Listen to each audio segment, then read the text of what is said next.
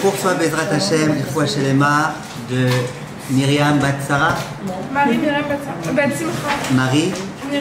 Marie Myriam Bat Simcha Bezrat Hashem, Elna Refanala, ainsi que Naomi Esther Bat Ilana Chana Bezrat Hashem, Elna Refanala, la réussite de Eran Shlomo Ben Rena Bracha, de tout le clan d'Israël, des Chatoufim, des soldats, de tout le peuple d'Israël, Bezrat Hashem. J'aimerais aujourd'hui vous parler de la paracha.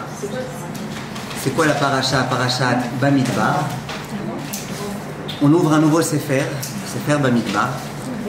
Et la leçon de Bezrat Hashem qu'on va essayer de donner aujourd'hui, c'est une leçon qui va, Bezrat Hashem, nous aider à nous tous, au quotidien, dans notre vie de tous les jours. Et c'est vraiment une leçon à ne pas rater. La paracha de la semaine, la paracha de Bamidbar, nous raconte un peu comment les Bnei Israël étaient dans le désert. Et la Torah, elle nous fait tout un plat, des drapeaux, des galim, des drapeaux. La Torah, elle nous dit, telle tribu va avoir tel drapeau, et telle tribu va avoir tel drapeau, et telle tribu va se trouver à tel endroit, et telle tribu va se trouver à tel endroit. On voit que la Torah, elle fait tout un plat des drapeaux. Et la grande question, première grande question qui se pose, pourquoi? Qu'est-ce qu'il y a? Le drapeau, c'est quelque chose de complètement matériel, c'est quelque chose, j'allais dire, d'insignifiant. Qu'est-ce qu'il y a de tellement particulier dans les drapeaux? Et Rashi, il insiste.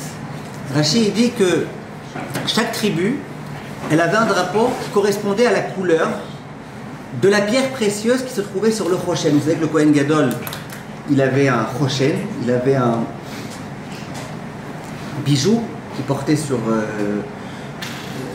son corps. Et il y avait 12 pierres qui étaient sur le Choshen. Chaque pierre d'une couleur différente.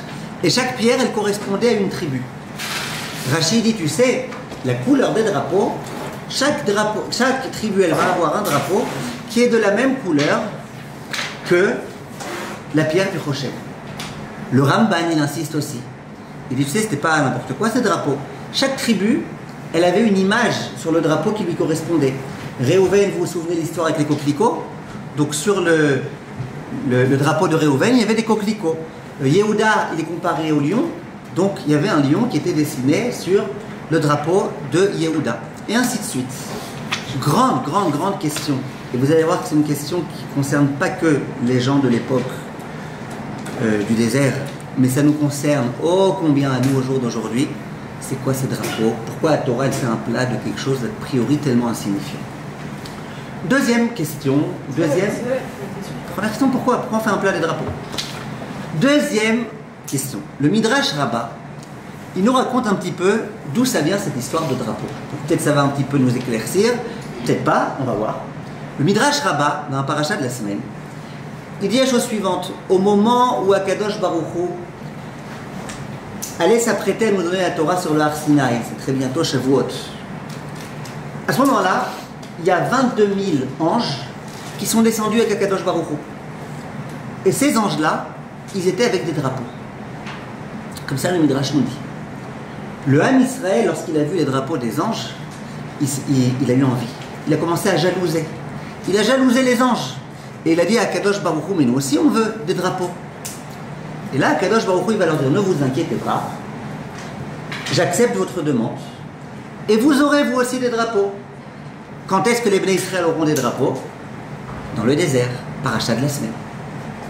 Question qui se pose. Qu'est-ce qu'ils ont à faire les anges avec des drapeaux? Pourquoi les Juifs, quand ils voient des anges avec des drapeaux, ils ont tellement envie? En plus de ça, au moment du Matan Torah, il y avait tellement de décors, il y avait tellement de choses, il y avait des éclairs, il y avait... Eux, à quoi ils font allusion les Juifs? Les Bnei Israël, ils font attention aux anges qui sont avec leur drapeau. Mais c'est quoi cette histoire de drapeau? Les bonnes en Shalom, c'est quoi cette histoire de drapeau? Je continue un tout petit peu.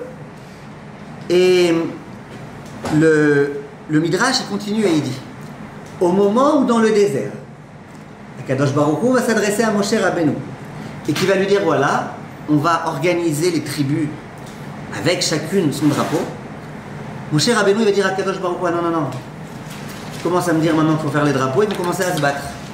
Je vais dire à l'un, tu prends ce drapeau, l'autre, ah non, pourquoi lui, pourquoi pas moi, et pourquoi moi je prendrais ce drapeau et pas lui, et pourquoi lui il doit être au nord et moi au sud, et l'autre à l'est, l'autre à l'ouest. Non, Hachem, s'il te plaît, fais pas ça. Et Hachem, il va répondre à mon cher Rabbeinu, ne t'inquiète pas. T'inquiète pas, les Bnei Israël, ils sont habitués à cette notion qui s'appelle la notion des drapeaux, à la notion que chacun soit organisé dans un endroit très précis. D'où il le tire? De Yaakov Avinu. Au moment où Yaakov Avinu est mort, et qu'il a demandé qu'on amène sa sépulture, ses ossements, jusqu'en Israël, à ce moment-là, il est écrit, Rachid il dit sur place, qu'il a organisé bien chaque tribu où est-ce qu'elle se trouverait. Tout était organisé, tout était ordonné.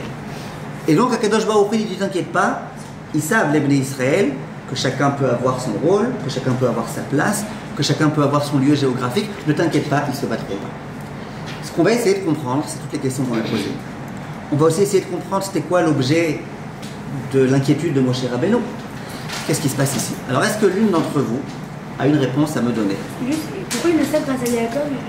Hein? Pourquoi vous étiez le savent grâce à Yaakov? Parce que Yaakov, au moment où il allait mourir, il a demandé qu'on prenne ses ossements jusqu'en Israël, selon un ordre précis. Okay. Oui, Yantel. Peut-être parce que chaque drapeau, c'est à chaque tribu, et donc chacun est représenté par ce drapeau. C'est un peu leur identité sur ce drapeau. Ça les tient à cœur d'avoir leur identité à eux. Yafé מאוד. Talia. Salomé, vous êtes avec nous aujourd'hui? Vous êtes avec nous? Salomé? Ah, pas Salomé, Batsheva? Elisabeth. Hein? Elisabeth, vous êtes avec nous aujourd'hui, Elisabeth? D'accord. Avec ce que vous dites? Shaili, qu'est-ce que vous dites? Qu'est-ce que vous dites? Moi, je pensais comme... Excusez-moi. Elisabeth qui se lève. Oui. Non, la question c'est pourquoi est-ce que vous avez tenu à cœur d'avoir un drapeau? Entre autres, ouais. Bah, moi, je pense qu'on avait parlé déjà des anges par rapport à la Torah. On a dit que les anges ne pouvaient pas recevoir la Torah parce qu'ils sont très connectés avec Hachem, ils n'ont aucun libre arbitre, etc. Donc les Israéliens, ils n'ont peut-être pas été jaloux de l'objet du drapeau, mais peut-être du symbole que ça représentait, dans le sens où si des anges qui ne peuvent pas recevoir la Torah, ils ont eu des drapeaux, alors nous, d'abord, comment on a reçu la Torah, on n'a pas de drapeau. Très bien, vous allez un peu dans le sens de Léontel. Oui. Peut-être le drapeau, c'est une reconnaissance. Enfin, dans des pays qui ont des drapeaux, c'est-à-dire qu'on reconnaît ce pays. Ok. Donc, du coup, ça met de la valeur. Vous voulez être reconnu? Bah ouais, genre. Ok, très bien. Très bien. Alors regardez.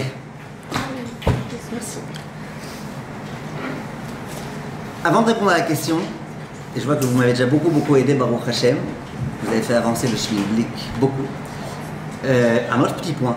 La paracha, elle s'ouvre sur le pasuk Seu et rosh kol adat ben Israël bemispar shemot.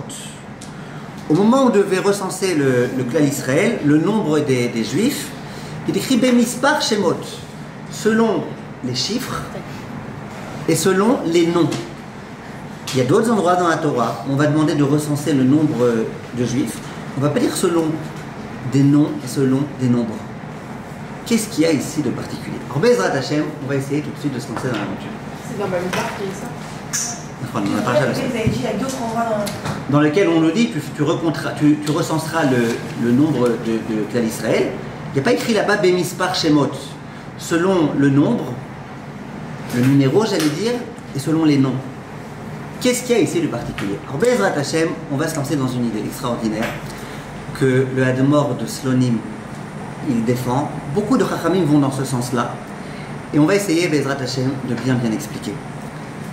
Qu'est-ce qu'un ange? Un ange, je ne sais pas exactement ce que c'est, on n'en voit pas tous les jours, mais un ange, c'est une créature d'Akadosh Baruch Hu qui a comme rôle d'accomplir une fonction. Chaque ange a une mission. L'ange, il n'a pas de libre arbitre. C'est pas, il peut dire Hachem ok ou non, je veux pas, j'ai pas la force. L'ange, d'une certaine façon, il est un peu supérieur à nous dans ce sens où il refuse jamais ce qu'Akadosh Baruch Hu lui demande. D'autre part, il est inférieur à nous parce qu'il n'a pas de libre arbitre, donc c'est trop facile. Et l'ange, il a une mission. Il y a un ange qui est responsable de guérir les gens, Raphaël. Il y a même des anges qui sont responsables de faire pousser les herbes. Vous avez entendu ce midrash qui dit que devant chaque brin d'herbe, il y a un ange qui lui dit Gdal, Gdal, pousse, pousse. Il y a plein d'anges. Chaque ange, il a une mission particulière qu'il doit accomplir. Et les anges, ils ne sont pas du tout ressemblants. Ça veut dire que celui qui a la fonction de faire quelque chose, jamais il pourra prendre la fonction de l'autre. Celui qui est là pour guérir, il ne pourra pas prendre la fonction de celui qui est là pour annoncer des bonnes nouvelles, et vice-versa. Chaque ange, il a sa fonction. Maintenant, qu'est-ce qu'un drapeau? Un drapeau, comme l'a très bien dit Entel, un drapeau, c'est une expression d'identité. Quand il y a un drapeau, et que moi je porte ce drapeau, que je prends cet étendard, ça veut dire que quoi? Que moi je considère que je fais partie de cette catégorie de personnes, de ce groupe de personnes. Un drapeau, en quelque sorte, c'est une identité. Maintenant, il y a des drapeaux, il y a aussi des petits drapeaux. Par exemple, à l'armée, chaque type de soldat, il a un espèce de petit badge sur lequel il y a écrit exactement qui il est, qu'est-ce qu'il est, dans quelle armée, dans quelle équipe il se trouve. Donc, on a tout type de drapeau. Le drapeau, le symbole du drapeau, le drapeau, ça vient signifier l'identité. Pour prendre un exemple tout bête, le drapeau italien, vert, blanc, rouge. Pourquoi? Vert comme l'organo, blanc comme la mozzarella, rouge comme la sauce tomate. C'est identitaire. Et ainsi de suite, on ne va pas commencer à faire des blagues sur chaque drapeau parce que j'en ai pas.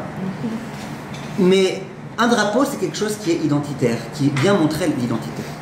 Quand les anges y descendent au moment du Har Sinaï, eh ben les anges, ils ont des drapeaux. Comme chaque ange, il a une autre fonction, il a une autre identité l'un de l'autre, eh ben il y a, j'allais dire, autant de drapeaux qu'il y a d'anges. Et les anges y descendent, chacun avec sa mission, chacun avec sa fonction. Et là, qu'est-ce qui se passe? Les Bnei Israël, ils commencent à jalouser. Pourquoi les Bnei Israël, ils commencent à jalouser? Pourquoi ils ont tellement envie d'avoir eux aussi des drapeaux? Eh bien, pour une raison très simple. Tous les êtres humains, je ne parle pas que des juifs, tous les êtres humains, ils n'ont qu'une envie. Ils sont, j'allais dire, en quête identitaire. Tous les êtres humains, ils veulent se sentir spéciaux. Ils veulent sentir qu'ils ont une spécificité. Et tu verras, chacun il va chercher exactement quelles sont ses qualités, ses défauts, ses passions, qu'est-ce qu'il aime faire. Tous les êtres humains sont en quête de spécificité, mot à ne pas prononcer quand on a un cheveu sur la langue. Quand on a un cheveu sur la langue. Parce qu'un jour, spécificité. Un jour, il y avait un monsieur, il avait un cheveu sur la langue, et puis il était travaillé dans une boucherie. Et non seulement on l'a fait travailler là-bas dans la boucherie, mais on lui a demandé d'être responsable des saucissons secs. Flette. Alors, spécificité. On a tous besoin d'être spécial, de sentir qu'on est spécial. Moi, par exemple, quand j'étais enfant, j'étais pas un très bon élève. C'est la moindre des choses, la moindre des vérités. Pas du tout un très bon élève. Et tous les lundis et jeudis, le directeur, le prof, il convoquait mes parents. Mon père, il arrivait, ma mère, elle arrivait, et à chaque fois, le prof, il avait la même phrase. Votre fils Ezriel, il est spécial, hein? Avec la tête comme ça, spécial, hein? C'est pas à ce type de spécificité que je fais allusion. Chaque juif, il a envie d'être spécial, de savoir qu'il est particulier dans un domaine précis. Et c'est pas pour rien qu'aujourd'hui, les coacheurs, ils parlent d'avoir une vie qui te ressemble, de faire des choses qui te plaisent, de ne pas imiter les autres. Parce qu'effectivement, on a besoin d'être spécifique. Le grand problème qu'on a, c'est que on est, Baruch Hashem, beaucoup de juifs. On a tous la même Torah. On a tous les mêmes mitzvot. On se comporte tous plus ou moins de la même façon. Et on a peur peut-être de ne pas être suffisamment important, de rien avoir de spécial. Qu'est-ce que tu as de spécial, toi, par rapport à toi? Que quoi? Que tu es tsniout? Notre ciel est tsniout. Qu'est-ce que tu as de spécial? C'est que tu étudies la Torah 10 heures par jour, mais il y en a plein qui étudient la Torah 10 heures par jour. Alors qu'est-ce que j'ai de spécial? Les Juifs, ils ont eu peur que eux, alors qu'ils allaient recevoir la Torah, eh ben, ils allaient tous être des portraits crachés l'un de l'autre. et que plus personne n'aurait aucune spécificité, et que tout le monde devrait servir Hachem de la même façon. Et ça, c'est un coup de poignard à ma quête identitaire. Je veux être spécial. Je veux pouvoir faire des choses de façon spéciale. Viens Kadosh Baruch Hu, et il dit, je suis tout à fait d'accord avec vous. Vous voulez avoir des drapeaux? Vous voulez chacun avoir une spécificité? Vous voulez mieux savoir quelle est votre spécificité à tous? Aucun problème. Je vais vous le donner. Vous aussi, vous aurez des drapeaux. Maintenant, quand on dit que le clan Israël il a eu droit à des drapeaux, ça veut dire plusieurs choses. D'abord, ça veut dire que le Ham Israël, il doit comprendre qu'il a une identité différente des Goïm. Parce que Dieu, il n'a pas donné de drapeau aux Goïm. Ils n'ont pas eu besoin de Dieu pour le faire. Ils ont fait des drapeaux. Mais quelle différence entre leurs drapeaux et ceux d'Akadosh Baruch Hu? Akadosh Baruch Hu, quand il nous donne à nous des drapeaux, il nous dit, vous déjà, vous êtes un peuple particulier par rapport aux autres. Et on voit dans les Midrashim qu'on met en comparaison le peuple d'Israël qui a des drapeaux avec les autres qui n'ont pas reçu les drapeaux de la part d'Akadosh Baruch Hu. Quand Hachem il dit, j'accepte de vous donner des drapeaux, ça veut dire, j'accepte que vous, le clan Israël, vous êtes des gens tout à fait particuliers, vous avez une identité particulière. Mais ça veut dire aussi autre chose. C'est que chaque tribu, elle avait son drapeau. Vous savez très bien que chaque tribu, elle avait son trait de caractère. Par exemple, Issachar, c'est celui qui étudie la Torah. Lévi, c'est celui qui enseigne la Torah. Et chaque tribu, elle avait un rôle à jouer, un rôle très particulier. Quand on dit chaque tribu, elle a un drapeau, ça veut dire chaque tribu, elle a une identité, ça veut dire que chaque tribu va avoir sa façon de servir à Kadosh Baruch. Et bien évidemment, de là, on va comprendre qu'au-delà de chaque tribu qui avait une façon de servir à Kadosh Baruch, chaque individu, il a sa façon de servir à Kadosh Baruch. C'est ce que je vais essayer maintenant, tout de suite, d'expliquer. Juste une chose. Moshe Rabbeinu, il vient voir à Kadosh Baruch Hu, qu'est-ce qu'on a dit dans le Midrash? Il était inquiet. Il était inquiet de quoi, Merav? Il a dit, ils vont commencer à se battre. Pour le Bnei Israël. Pourquoi ils vont commencer à se battre? Parce que si tu commences à dire, toi ça va être ça ta mission sur terre, et toi ça va être ça, et bien ils vont commencer à être jaloux. Tu vas dire à l'un, toi ton rôle c'est de faire beaucoup d'argent. Toi ton rôle c'est de faire beaucoup de Torah. Ils vont commencer à se battre. L'autre va dire pourquoi? Moi je préfère être moi dans la Torah, lui qui soit dans l'argent. Et vice versa, d'autres qui vont dire qu'il soit lui dans la Torah et moi dans l'argent. Quand on commence à donner des rôles à chacun, automatiquement il risque d'y avoir des disputes. Je veux être moi le chef. Et pourquoi toi? Et pourquoi moi je devrais servir Hachem de cette façon? Moi je préférerais la servir comme toi. Vous êtes d'accord avec moi? Sur ça, Kadosh Baruch Hu, il dit, déjà depuis l'époque de Yaakov, qu'est-ce qui s'est passé? Chacun avait sa place. Ça veut dire que les Juifs, ils ont compris que le fait que l'autre ait un autre rôle que moi, ça n'empêche en rien que moi j'ai mon propre rôle. T'as raison, il y a des rôles qui sont sympas, il y a des rôles qui sont moins sympas, il y a des rôles qui sont drôles, il y en a qui ne le sont pas. Chaque rôle, eh ben, il a. Mais les Juifs, ils ont compris une chose, c'est qu'il n'y a aucune raison de se disputer. Puisque quoi? Nous sommes tous là pour servir le même Akadosh Baruch Hu. Et là, j'aimerais vous donner un mashal. Le Chafetz Chaim, il aimait beaucoup donner. Le Chafetz Chaim, il disait, il y a des gens qui se battent parce qu'ils veulent dire, voilà, nous, les Litaïm, c'est nous qui avons raison. Vous, les Chassidim, vous avez tort, vous ne savez pas servir Dieu. Et les Chassidim, ils vont dire, non, c'est nous qui savons servir Dieu, et pas vous. Il dit, le Chafetz Chaim, bien c'est faux. Nous sommes tous des soldats dans l'armée d'Akadosh Baruch Hu. Tous, nous tous, vous toutes. Nous sommes tous des soldats. Mais dans une armée, on sait très bien qu'il y a tout type de soldats. Il y a les soldats qui sont nécessaires pour s'occuper de l'armée terrestre. Il y a des armées aériennes, ceux qui sont dans les avions, et ceux qui sont dans les hélicoptères. Il y a l'armée maritime, celle qui est dans les bateaux. Et il n'y a pas que ça, il y a aussi les services secrets.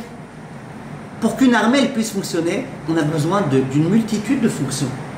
L'autre jour, j'ai rencontré un élève, il était habillé comme ça, tout en vert, comme ça, en soldat. Alors, je lui ai dit, qu'est-ce que tu fais? Il m'a dit, je suis en Milouim. D'accord, je suis à l'armée en ce moment. J'ai dit, où ton arme? Il dit, non, moi je suis le cuisinier de l'armée. cuisinier, il n'a pas d'armes, cuisinier. Et on a besoin de lui. Comment ils vont manger les soldats s'il n'y a pas de cuisinier? On a besoin de lui. On a besoin de tout. On a besoin des services secrets. Les services secrets non plus, tu ne les vois pas avec des armes. Mais on a besoin d'eux. Pourquoi on a besoin d'eux? Parce que sans eux, les avions, ils ne savent pas quoi faire, ils ne savent pas où tirer, ils ne savent pas où est-ce qu'il y a des... Ils ne savent rien du tout. Donc si on veut réussir à pouvoir bien fonctionner, on a besoin de tout le monde. N'est-ce pas? On a besoin de tout le monde. Maintenant, j'ai une question. Est-ce que celui qui est à pied, en train d'essayer de tuer des terroristes, il doit être jaloux du soldat qui est dans l'avion? Pourquoi tu veux qu'il soit jaloux? Il va le maudire, allez, j'espère que tu vas rater ton coup. Tu vas tirer à côté, ça va me tomber dessus, je vais mourir. Évidemment que non. Évidemment que non. Le soldat qui est à pied, il a tout à gagner. Parce que le soldat qui est dans l'avion, tout fonctionne bien avec lui. Et le soldat qui est dans l'avion, il a tout intérêt à ce que celui qui est dans le bateau, il sache faire ce qu'il a à faire. Et quand ils sont tous en train de se battre, ils ont tout intérêt à ce que ceux qui se trouvent dans les services secrets, ils puissent fonctionner. L'autre jour, je me rappelle, il y a un enfant qui est venu voir ma femme. Il m'a dit, maman, je ne trouve pas mes chaussettes, elles sont où? La femme me dit, ben, c'est très simple, tu vas tout droit, tu tournes à droite, tu rentres dans la chambre de Chana Bracha. Tu vois, il y a 2 armoires, le 4e tiroir à droite, tu tires, là-bas tu as des chaussettes. Je regarde ma femme. Moi, tu me dis, tu vas dans la chambre de Chana Bracha, je te demande où cette chambre? C'est qui Chana Bracha? Je sais pas, et elle, d'un coup. Alors je lui dis, vraiment, je suis ébahi. Elle me dit, ah, c'est comme ça les femmes. Les femmes, les mamans, elles savent tout, où est-ce que ça se trouve, tout. Je lui dis, chérie, tu peux me dire où est-ce qu'il est, Sinvar? Sinwar. C'est parce que Sinwar? Non. C'est l'homme le plus recherché au monde. Ah. C'est le chef de Hamas. Tu sais où? Si tu sais. Hein? Il est culte. Il est quoi? Non, c'est pas grave. Tant que vous vous y connaissez en Torah et que vous savez c'est qui est Mbappé, ça va. Alors regardez, ce que j'aimerais vous dire, c'est que les services secrets sont importants. Savoir où est-ce qu'ils se cachent, ce Sinwar, savoir peut-être où est-ce qu'ils sont les Khatoufim, les Juifs qui ont été pris en otage. On a besoin de tout le monde. Vient le Chafetz Chaim et il dit, nous sommes tous des soldats dans l'armée de Akadosh Baruch Hu. Il y a les Litaïm, eux ils mettent un accent particulier sur l'étude de la Teiré. Et donc eux toute la journée avec leur standard en train d'étudier la Teiré. Et on a besoin d'eux pour leur Teiré. Et t'as les Chassidim, eux ils mettent un accent particulier sur quoi? La joie. Sur la joie, sur le fait de chanter, de danser. Et bien on a besoin d'eux aussi. S'il n'y avait que ceux qui étudiaient la Torah, il n'y avait pas ceux qui mettaient la joie, on serait embêtés. Et si jamais il n'y avait pas ceux qui donnent l'importance à telle et telle chose, chaque type de juif, j'allais dire, il a son type de service divin. Oui. Mais en vrai, c'est mieux d'avoir tout. C'est quoi tout? L'importance sur la Torah, l'importance sur la Simcha. On peut pas. Ouais, mais on ne peut pas tous être des spécialistes. Si vous avez un médecin qui vous dit qu'il est spécialiste aussi bien dans l'oncologie que dans la pédiatrie, que dans la psychiatrie, que dans la gymnastique, que dans la confiserie, et que vous avez quelqu'un qui a besoin de faire une bar mitzvah importante, je ne sais pas si vous lui demanderez la Bible de le faire. En général, quand tu es spécialiste dans quelque chose, tu es dans quelque chose et pas dans autre chose. Donc chacun, par exemple dans l'armée, en général, ceux qui sont très forts sur les chars, sur les tanks, en général ils sont très forts sur les tanks, ils ne sont pas très forts dans les avions. Donc ceux qui sont dans l'avion, ils voient ceux qui sont dans le tank. Ils lui disent on prie très fort pour toi que tu réussisses, et thank you. Et du coup, on va tous trouver le domaine dans la Torah dans lequel on peut le plus s'impliquer. Je vais y arriver. Je vais y arriver. Je vais même vous donner un secret à la fin du cours. Comment faire pour savoir c'est quoi mon domaine? C'est quoi ton domaine? Comment faire pour savoir? Mais Bezrat Hashem, venez, on avance. Ça c'est le point important. Donc, vient à Kadosh Baruch Hu et il dit à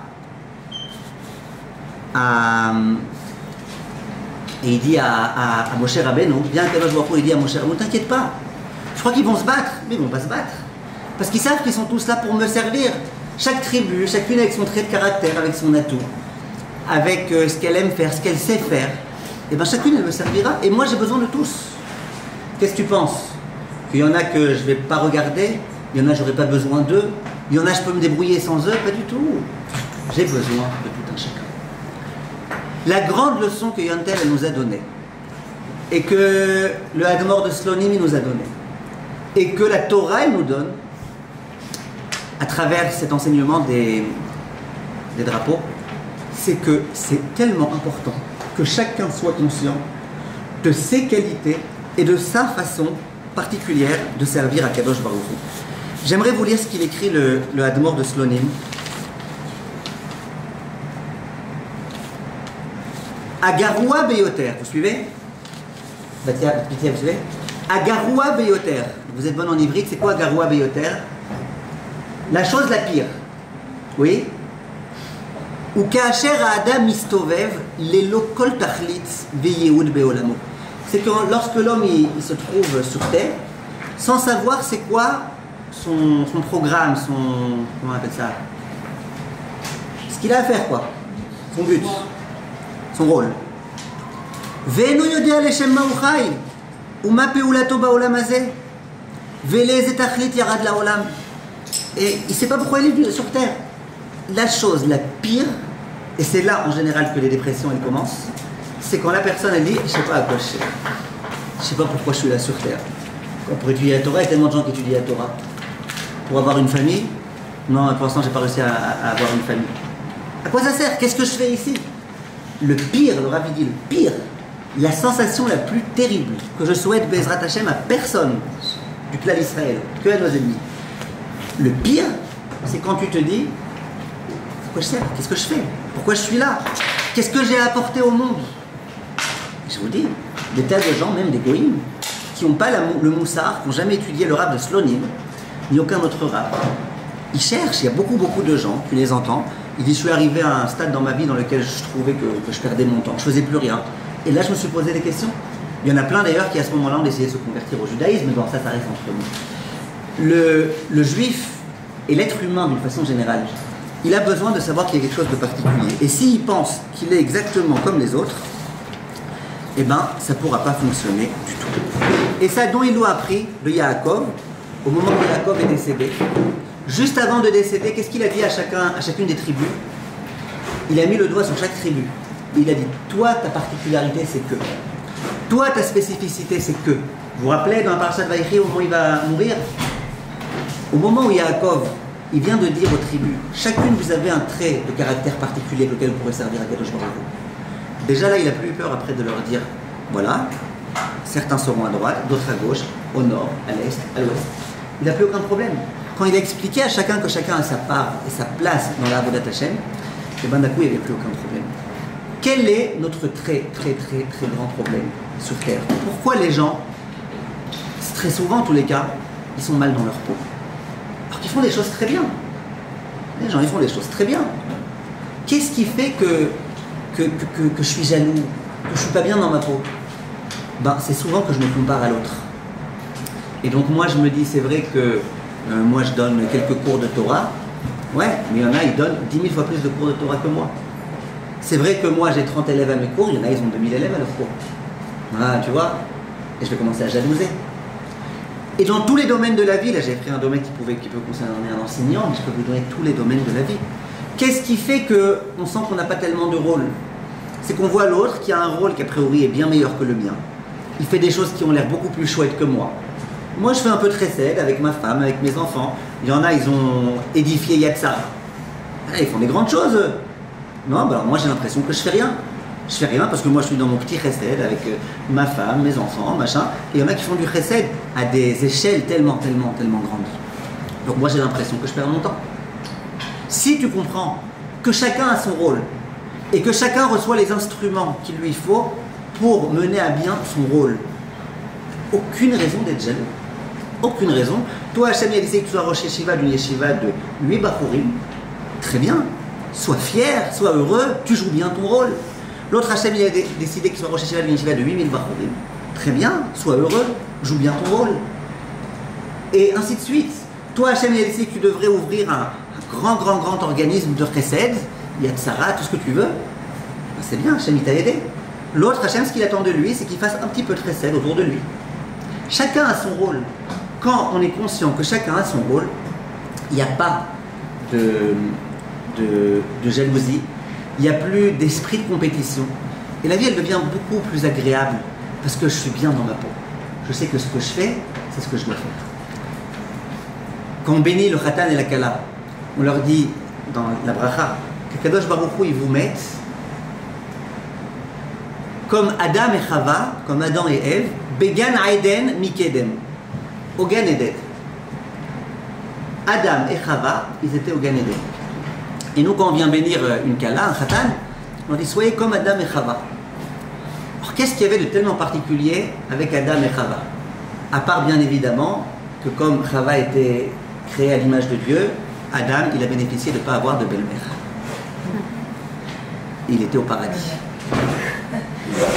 Il a eu une longue vie. Mais à part ça, qu'est-ce qu'il y avait de particulier dans le Gan Eden? Myriam, qu'est-ce qu'il y avait de particulier dans le Gan Eden? Et puis parce qu'on parle aux autres, déjà. Hein? Et parce qu'on parle aux autres, parce qu'il y a des choses. Il a fait. Aujourd'hui, le cours, c'est Yamtel qui nous l'a fait. Hein? Qu'est-ce qu'il y avait de particulier? C'est que le grand problème des gens, Adam, il pouvait être très heureux. Il avait qu'une femme.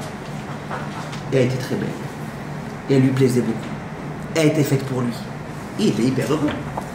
Qu'est-ce qui fait que les gens, parfois, ils ne sont pas heureux? C'est qu'ils comparent. Ils commencent à regarder la femme de l'autre.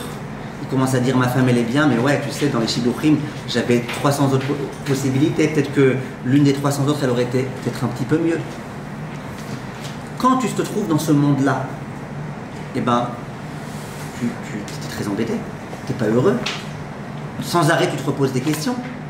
Et les gens, après, ils arrivent voir le bas, voilà, elle ne me convient pas, je savais depuis le départ que ce n'était pas elle, et puis machin, et le truc, et ça va. Souvent, c'est comme ça que ça marche. Pourquoi? Parce que tu as l'impression que tu as le choix. Tu n'as pas compris que celle qu'Akadosh Baruch Hu t'a donné, ou le mari qu'Akadosh Baruch Hu t'a donné, c'est lui. Tu n'as pas compris. Donc, tu te poses des questions.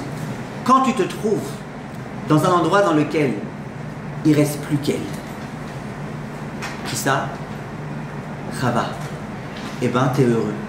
D'ailleurs, on pose une question, on dit un jour Adam et Ève, ils sont montés sur une montagne, et l'un des deux, il est parti. Qui est-ce qui est resté? Ève. Ève reste. Ouais. C'était une petite blague facile. Non, sur mes feuilles, il y a écrit, c'est marqué Everest, alors ça m'a... Ok, alors ouais, pour ça qu'ils n'ont pas compris, parce qu'on m'avait dit que vous savez pas c'est qui Sinva, l'Everest c'est une montagne. Ok. Alors, je voulais juste vous préciser, les Pyrénées aussi, hein. Les Pyrénées. Pyrénées? Entre un culte, on se comprend. Alors, ce que je veux vous dire, c'est la chose suivante. Quand tu as le choix entre l'un et l'autre, c'est là que les problèmes ils commencent. Je ne sais pas si je vous l'ai raconté, je suis obligé de vous raconter celle-là. C'était en Algérie. Il n'y a pas d'Algérienne ici? Il n'y a que des Belges? Top. Alors, en Algérie, à l'époque où c'était pas encore du tout à la mode tous les systèmes sophistiqués, électriques, électroniques et tout, il y a un monsieur, il se trouve devant un hôtel. C'est un hôtel qui vient de mettre en place un nouveau système, ça n'existait pas à l'époque, les portes tournantes. Vous savez, les tourniquets. Vous connaissez ces portes-là? C'est-à-dire qu'en fait, tu veux rentrer, tu rentres. Et puis après, quand tu veux sortir, tu sors. Maintenant, le monsieur, il voit ce truc-là. Il se dit, c'est intéressant, un truc qui tourne tout seul et tout, c'est intéressant. Il voit une arabe rentrer par là-bas. Et 2 secondes après, il voit une blonde aux yeux bleus sortir. Il dit, papa, mais c'est magique. Je te promets, je l'ai vue, elle est rentrée, elle était arabe, foncée de peau et tout, elle sort, elle est blonde aux yeux bleus, mais c'est un truc de fou, ça. Bekitso, il dit à sa femme, écoute chérie, regarde, j'aimerais bien que tu passes toi aussi par ce tourniquet, s'il te plaît. Alors la femme, elle arrive avec son truc, là, son gros foulard et tout, le machin. Il dit, j'en supplie chérie, il dit, passe par là, quand tu ressors, c'est bon, je t'en passe, je te fais. Sa femme, elle passe, donc elle rentre dedans. De l'autre côté, il y a une femme complètement différente, blonde aux yeux bleus qui sort. Harry lui dit « Oh ma chérie !» Elle lui dit en anglais « I don't not speak un truc ». Harry lui dit « Pas papa, t'es devenue blonde et en plus t'as appris l'anglais !» D'accord? Ça c'est une histoire pour dire, quand tu compares aux autres, d'un coup ta femme elle est moins bien, d'un coup ton mari il est moins bien, d'un coup ta situation elle est moins bonne, d'un coup tes vacances elles deviennent pourries, d'un coup ta voiture elle est pas bien. Parce qu'on compare. Quand l'homme il comprend qu'il a son rôle à jouer avec les instruments qui sont les siens, que Kadosh Baruch Hu lui a donné pour bien jouer son rôle, là sa vie elle peut être bien meilleure. Il faut comprendre ce point-là. On nous dit qu'un jour, il y a un Rav, très belle histoire.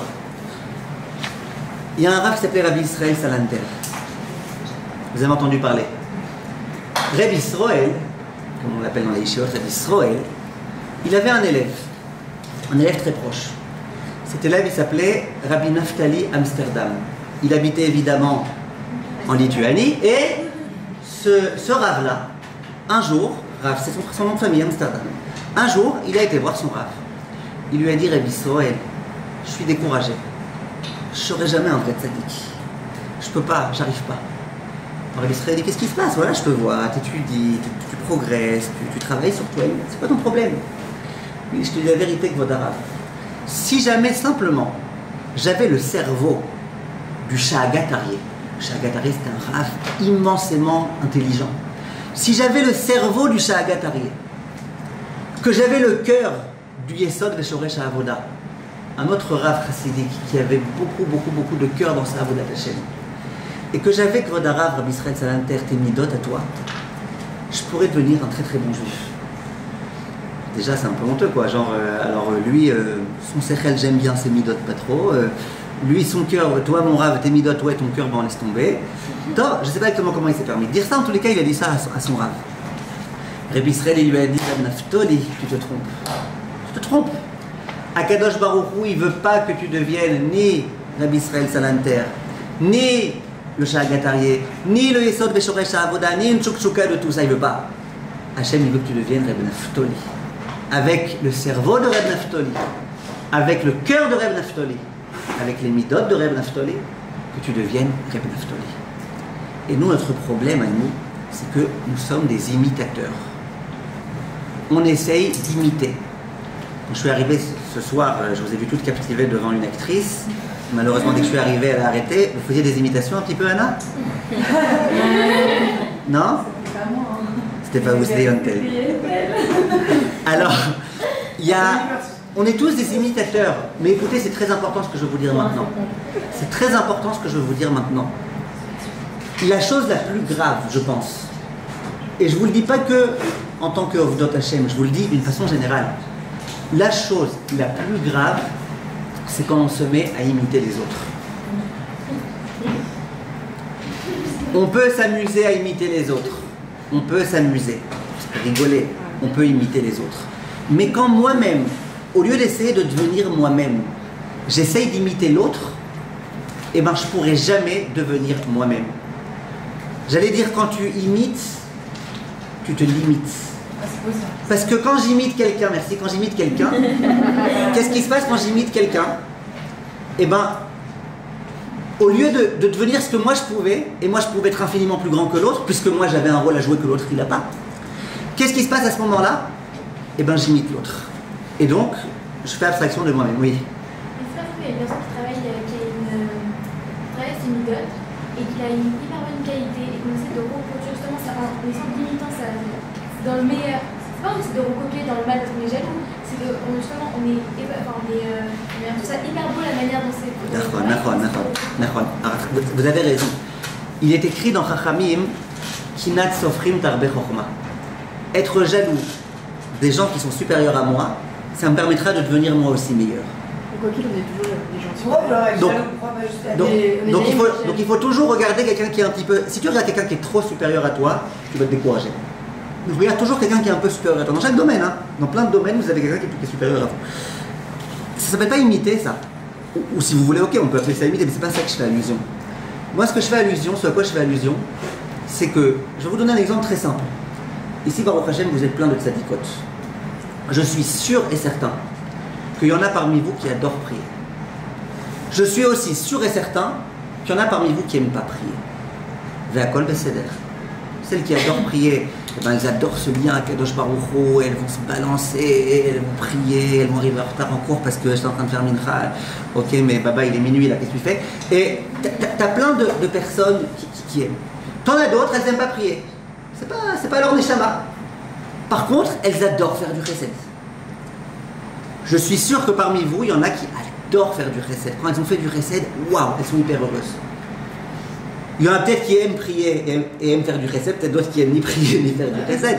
Mais en tout cas, ce que je veux dire, c'est que chacun a son point de caractère.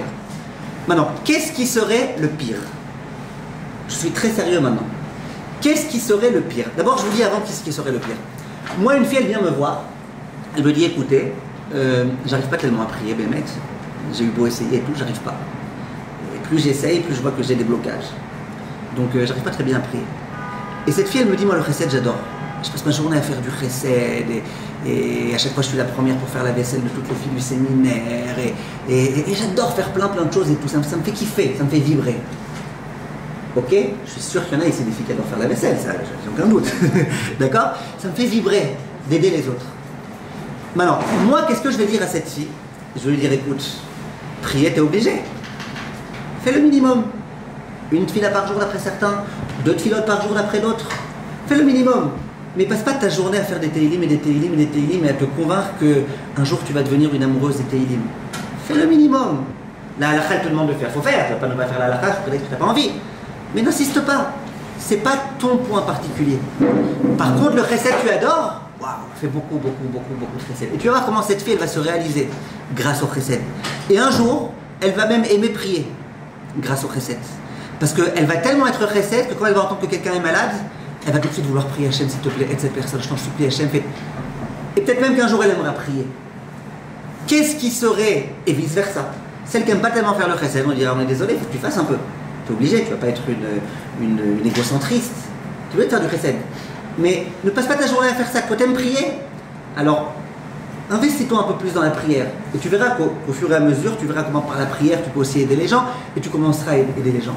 Ce que je veux dire, écoutez bien, c'est important. Le pire, vous savez, c'est quoi? Le pire, ça aurait été que la personne qui n'aime pas prier, elle se dise, ben moi, je vais faire que prier. Coûte que coûte. Au bout d'un moment, elle va en avoir marre. Et elle va dire, mais c'est pourri cette religion-là. Sans arrêt, on fait des choses qu'on est à contre-cœur. C'est embêtant, quoi. Mais Dieu, il nous a mis sur terre pour souffrir. Mais non, il t'a pas mis sur terre pour souffrir. Il t'a juste dit de prier le minimum. Toi, tu dois faire autre chose. Et vice-versa. Chacun a un attrait particulier vers quelque chose. Même dans l'étude de Torah, c'est pareil. Il y en a, ils adorent la Gemara. Il y en a, ils n'aiment pas. Mais ils aiment d'autres choses. Qu'est-ce qu'il y a écrit? En Adam Lomed, la même comme chez les Boukhafetz. Tu dois étudier ce qui te plaît. On est tous différents et c'est normal. C'est normal qu'on soit différents. Je vais vous dire plus que ça. Quand je donne un cours de Torah, aujourd'hui par exemple, j'ai essayé de donner un cours de Torah. Il y avait un peu de coaching aussi, mais c'est pas de ma faute. Un cours de Torah. Je vais vous dire la vérité. Je suis sûr que vous toutes, vous avez chacune compris mon cours de Torah d'une façon différente. Si c'est un cours de halakha, j'espère que pas trop. Parce que s'il y en a une qui sort avec le fait que c'est une mitzvah de cuisiner Shabbat, dès lors que c'est pour ne pas faire de marloquette avec sa belle-mère, elle n'a rien compris à mon cours. Mais quand c'est un cours de Hashkafa, je suis sûr que chacune vous avez compris mon cours de façon différente.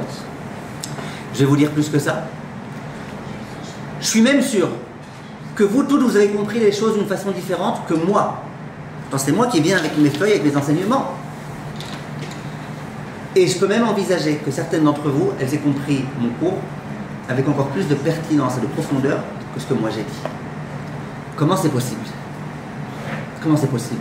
Parce que la Torah, c'est pas simplement, ben voilà, il a dit ceci, cela, et puis tu peux répéter ça par cœur. Par cœur, on peut répéter si on apprend par cœur.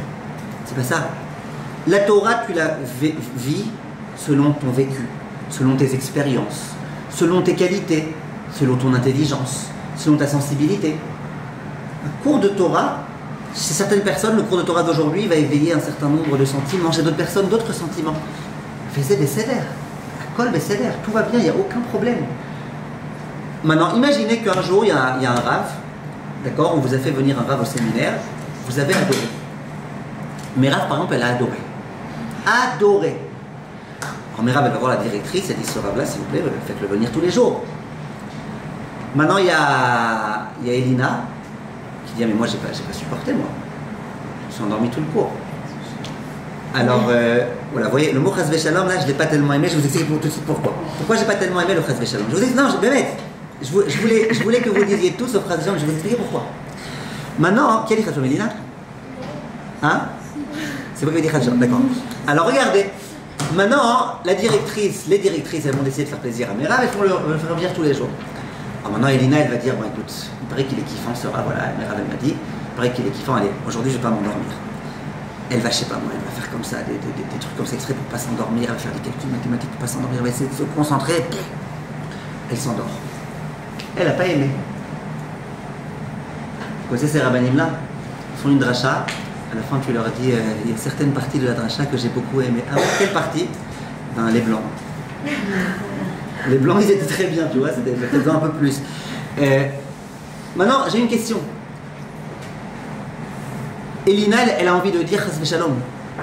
S'il est tellement bien que ce Rav, que Merav, elle l'adore, Chas Shalom que moi je l'aime pas et que je m'endorme. Non, c'est pas Chas Shalom. Merav, elle a sa neshama, elle a son vécu. Elle a ce à quoi elle s'attache. Elle s'attache à certaines choses. Et vous vous attachez à autre chose. Et c'est Besséder. On ne doit pas être des photocopies les uns des autres. C'est très important de comprendre ça. On ne doit pas être des photocopies. Quand je vous l'ai dit tout à l'heure, Elisheva ou Elisabeth, quand je vous ai dit tout à l'heure, on ne doit pas imiter. N'essayez pas d'imiter. Je vous donne un exemple. Je connais quelqu'un, il avait envie de parler aussi bien que le Rav Sitruk. Je ne sais pas si vous avez déjà entendu parler le Rav Yosef Chaim Sitruk. Avant sa maladie, comment il parlait bien, il parlait de façon tellement belle. Et il commençait toujours ses cours, le Rav, par « mes chers amis ». Il commençait son cours « mes chers amis ». Et il le disait avec une tellement grande élégance, une tellement grande classe. Rien que t'entendais son mes chers amis, tu avais envie d'écouter la suite. En tout cas, moi j'avais envie d'écouter la suite. Maintenant, il y en a un, que je ne citerai pas évidemment, parce que ça ne sert à rien, qui a voulu imiter le Rav Sitruk. Donc, il ne parlait pas du tout comme le Rav Sitruk, il ne parlait pas du tout avec le même... Mais lui a voulu imiter le Rav Sitruk, il commençait tous ses cours par « mes très chers amis ».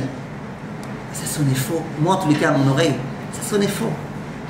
D'abord, tu l'imites, alors imite-le vraiment. Pas mes très chers amis, genre tu veux être encore mieux que le Rav Sitruk, lui disait que mes chers amis, toi. Et en plus, tu parles pas du tout comme lui. Et en plus, ta façon de parler, on voit que tes élèves, c'est pas tes amis. Qu'est-ce que... N'imite pas.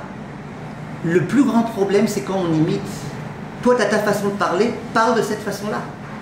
Si tu commences à imiter les autres, tu ne seras pas toi-même. Et toi, tu as tellement de choses à apporter au monde.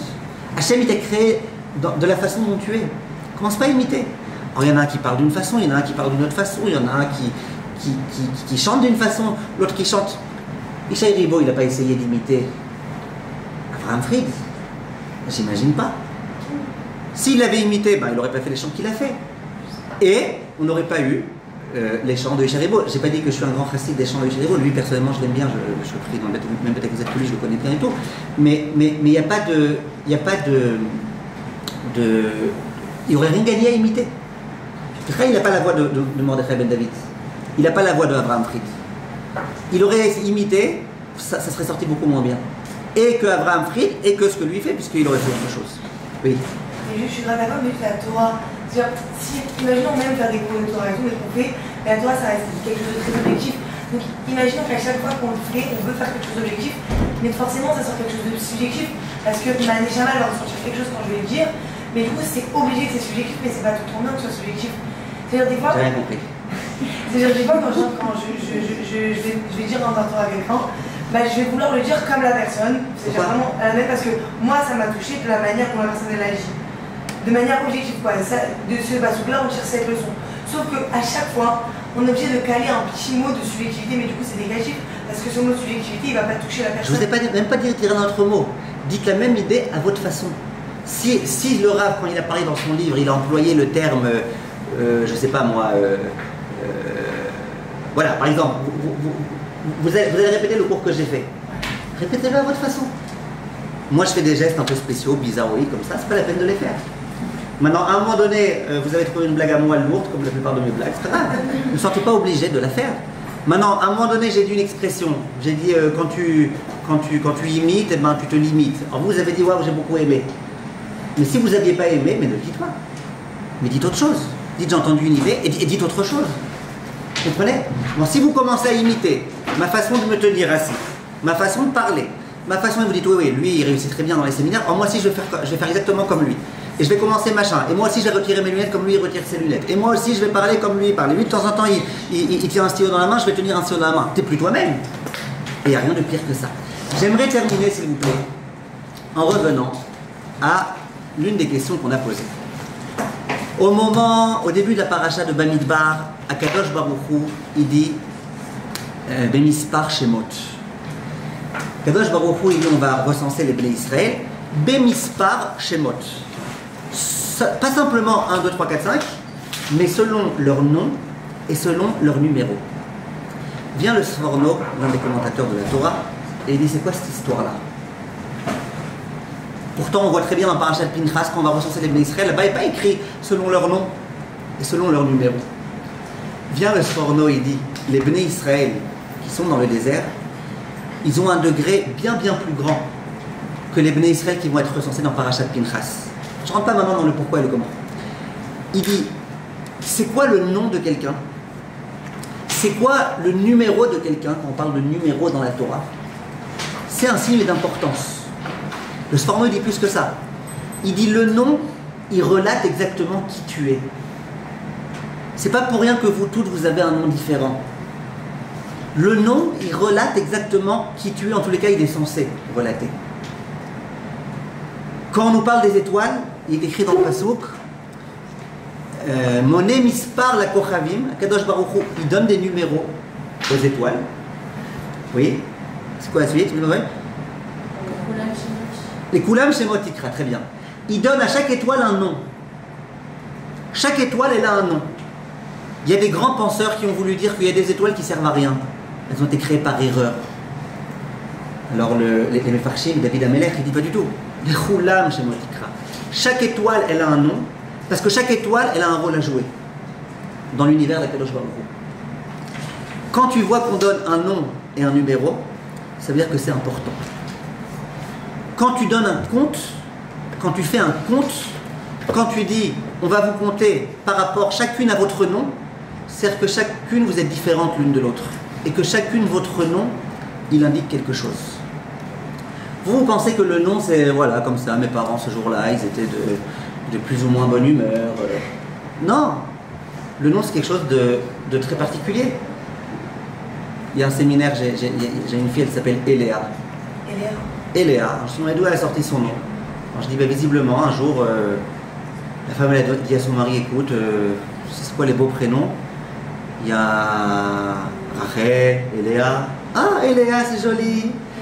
Il y a aussi Eliora, donc ça c'est encore tout type de nom comme ça qui commence par un et, que il faudra un jour comprendre d'où ça vient. Mais ce que je veux dire, c'est que c'est pas vrai. Le nom, il vient refléter quelque chose de plus profond. Et le fait que chacun ait un nom différent, ça veut dire qu'aux yeux d'Akadosh Baruch Hu, il est différent. Le nom, c'est très important. Et c'est pour ça que le Harizal il dit que les parents, ils ont une espèce de prophétie au moment de donner le nom. Parfois, les gens, ils ont des doutes, ils demandent au Rav. Mais ça serait complètement débile de demander au Rav c'est quoi le nom à donner à l'enfant. Un monsieur, une fois, il a eu les jumeaux. Il est venu me voir, il m'a dit comment je les appelle. Je dis, vous, comment vous appelez? Il dit, je m'appelle Monsieur Terrieur. Je dis, ben l'un vous l'appelez Alain, l'autre Alex. À l'intérieur, à l'extérieur. Pas mal, non? Et puis un jour, je vous ai raconté aussi celle-là, mais celle-là, je suis obligé de la raconter. Quelqu'un est venu me voir, il me dit, écoutez-moi, j'ai eu un enfant, ça y est, c'est fini, je ne veux plus en avoir d'autres, j'en peux plus. Un, c'est déjà trop. Rav, comment je l'appelle? Je dis, m'appelle le Justin. D'accord? Ouais, quand on raconte une blague une deuxième fois, ça devient un peu lourd. Alors, le nom, c'est pas n'importe quoi. Le nom, c'est pas n'importe quoi. Le nom, c'est quelque chose de très important. Un jour, quelqu'un, il a eu une fille. Une vraie histoire, écoutez, c'est une vraie histoire. Quelqu'un, il a eu une fille. Et c'était un homme très très haredi, vous voyez, donc il voulait donner les noms normaux, quoi, tu vois, Sarah, Rivka, Rachel, Léa, des trucs comme ça, quoi. Noah, des noms comme ça habituels. Et la femme, elle se bat avec lui, elle dit ah, non, on l'appelle comme ma mère à moi. On est chez les Sfarad, tu l'appelles comme ma mère. Il me dit mais c'est pas possible, on va l'appeler comme ta mère, on est dans une famille haredi et tout, on a besoin des noms, machin. Ouais, je vois pas le problème, non, le nom de ma mère c'est très bien. Comment elle s'appelle sa mère? Natacha. Natacha Berkovitch.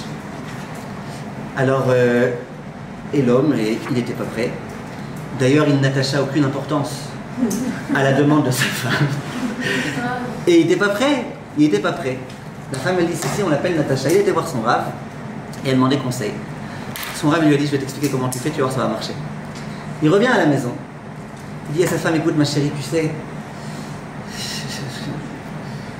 j'aimerais bien l'appeler comme tu dis, tu vois, Natacha, mais j'ai un vrai problème, j'ose pas te dire, bon, c'est quoi, je te le dis pas, tu veux l'appeler Natacha, appelle. Non, dis-moi c'est quoi. Il dit, ouais, mais écoute, ça remonte à il y a des années. Mon ex, ça s'appelle... Dis-moi. Alors il dit, écoute, je sais pas, j'ai un peu honte de te dire et tout, mais... Bon, je vais te dire, écoute, avant de me marier avec toi, j'étais sorti en Chidouk avec une fille, elle était très très belle, elle était très intelligente, elle était très classe. Elle s'appelait Natacha. Et la femme, non, on n'appelle pas ma fille Natacha. Ça a marché, c'est une vraie histoire, ça a marché. En tous les cas, ce que je veux vous dire, c'est que chacun a un nom différent. Et le nom que tu as, c'est pas le fruit du hasard, que Kadosh Baruch Hu, il est décidé qu'on te donne ce nom. Vient vient cette paracha, et on va s'arrêter là, vient cette paracha de Bamidbar. Et elle nous met un accent particulier sur l'importance de chacun. Et elle nous dit, attention les juifs, vous avez chacun un nom, vous êtes chacun particulier.